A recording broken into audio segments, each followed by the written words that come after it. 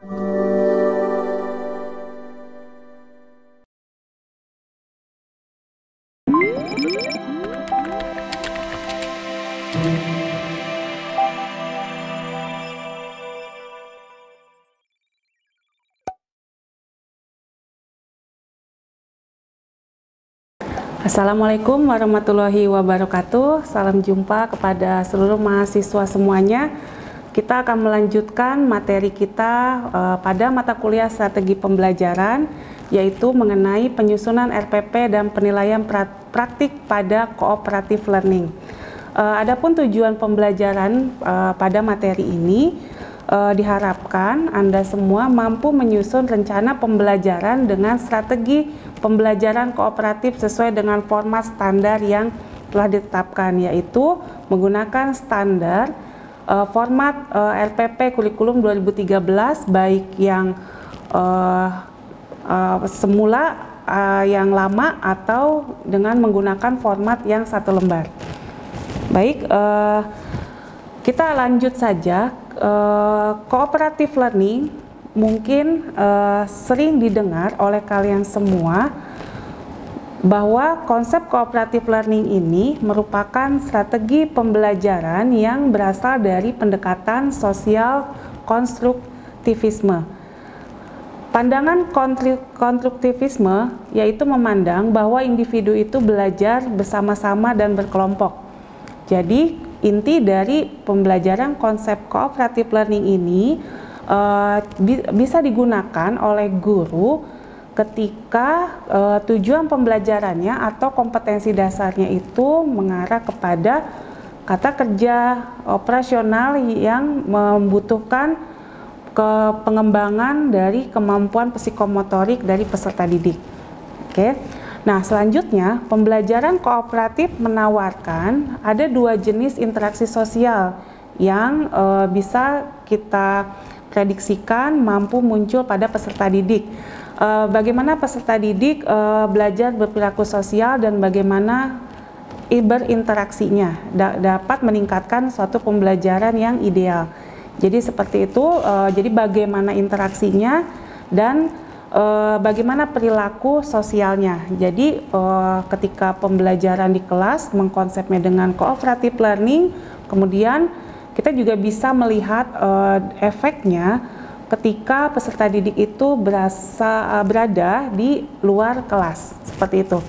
Selanjutnya, metode yang digunakan dalam pembelajaran kooperatif ini tidak semuanya langsung berkelompok, tapi guru bisa mengkondisikannya itu tentunya tidak langsung praktek, tapi juga menjelaskan suatu materi terlebih dahulu, yaitu guru bisa menggunakannya dengan metode ceramah, ya, kemudian demonstrasi gitu ya, itu sebelum dikelompokkan. Jadi dalam pembelajaran dengan cooperative learning itu tidak hanya menggunakan satu metode saja, tapi di dalamnya itu kita bisa menggunakan beberapa metode yang akan digunakan.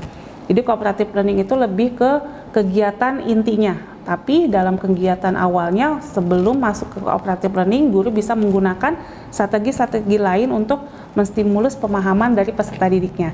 Nah, ceramah juga bisa digunakan untuk menyampaikan strategi, meringkas, memetakan, dan membandingkan. Nah, simulasi digunakan untuk mencontoh dan menyusun ringkasan, membuat pemetaan, dan melakukan perbandingan. Kemudian kalau demonstrasinya bisa digunakan untuk menunjukkan kinerja. Jadi bisa dipahami ya kalau cooperative learning itu lebih difokuskan pada kegiatan inti pembelajarannya, seperti itu. Nah, selanjutnya perlu diketahui juga ketika kita nanti mengajar atau menerapkan strategi pembelajaran cooperative learning, kita perlu mengetahui prinsip dasar yang ada pada pembelajaran cooperative learning ini.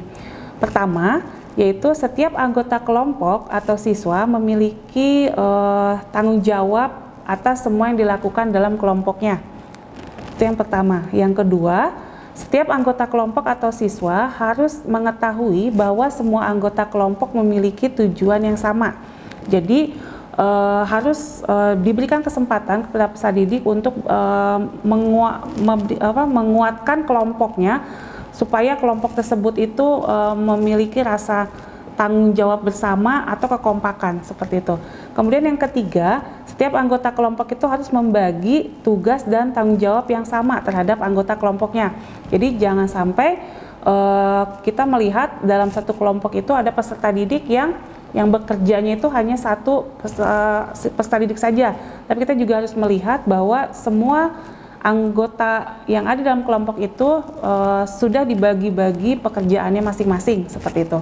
Kemudian yang keempat, setiap anggota kelompok itu harus dievaluasi ya, seperti harus dievaluasi apa yang dikerjakannya dalam kelompoknya.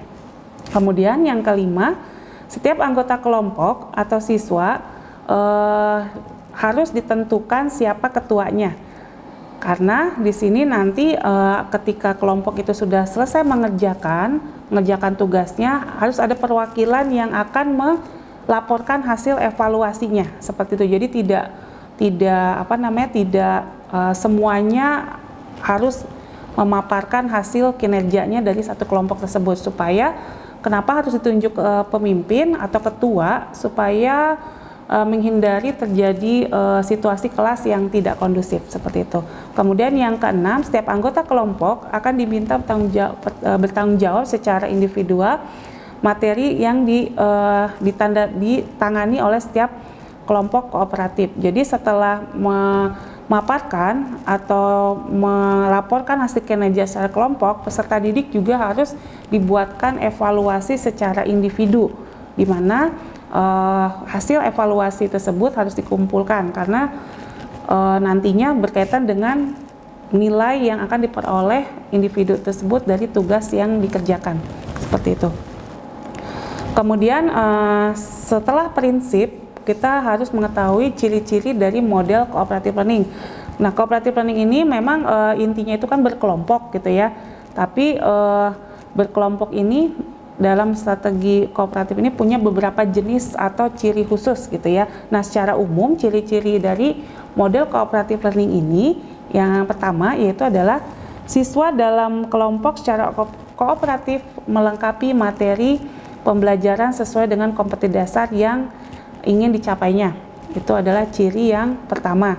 Yang kedua, kelompok dibentuk dari siswa yang mempunyai kemampuan yang berbeda, baik tingkat kemampuan tinggi, sedang dan rendah seperti itu. Tapi bisa juga ketika kita ingin punya tujuan tersendiri, yaitu ingin melihat perbandingan antara kelompok siswa yang berkemampuan tinggi ya dikelompokkan dalam satu kelompok yang sama, kemudian yang kategori yang sedang dikelompokkan dalam satu kelompok yang sama, itu juga dimungkinkan. Jadi kita kembali kepada poin yang pertama, yaitu disesuaikan dengan tujuan dari pembelajaran dan guru ingin mengetahui apa sih yang ingin disoroti dari kemampuan peserta didiknya, seperti itu.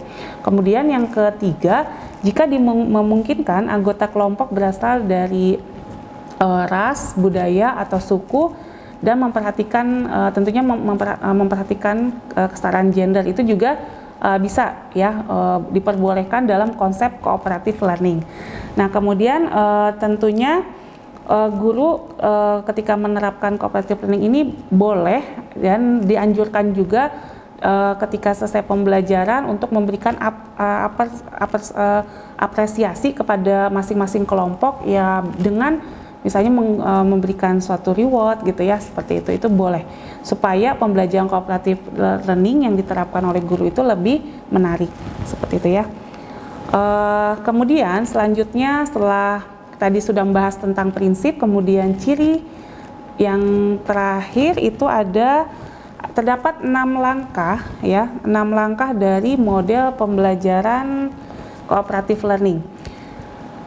Yang pertama, menyampaikan tujuan serta memotivasi siswanya terlebih dahulu. Kemudian guru perlu menyampaikan tujuan pembelajaran dan mengkomunikasikan kompetensi dasar yang ingin dicapai.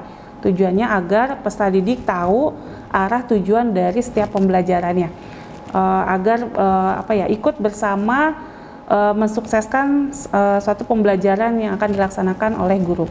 Kemudian yang kedua, penyajian informasi. Guru memberikan informasi kepada siswa apa saja sih yang akan diperoleh setelah selesai pembelajaran dengan menggunakan model atau strategi pembelajaran cooperative learning ini. Itu juga harus diketahui oleh peserta didik. Jadi peserta didik itu tidak hanya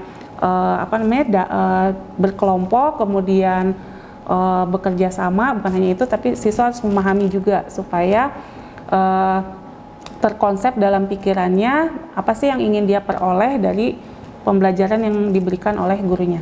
Kemudian tentunya setelah diberikan penjelasan, siswa juga sudah paham apa yang ingin dia lakukan dan apa yang ingin dikerjakan di dalam kelompoknya. Yang keempat yaitu adalah membimbing kelompok belajar.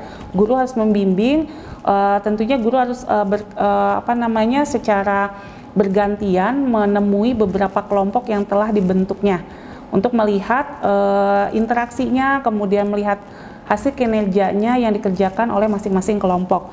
Kemudian setelah itu tidak lupa kita perlu guru memberikan kesempatan kepada masing-masing kelompok untuk mendemonstrasikan apa sih yang telah dikerjakan oleh masing-masing kelompok.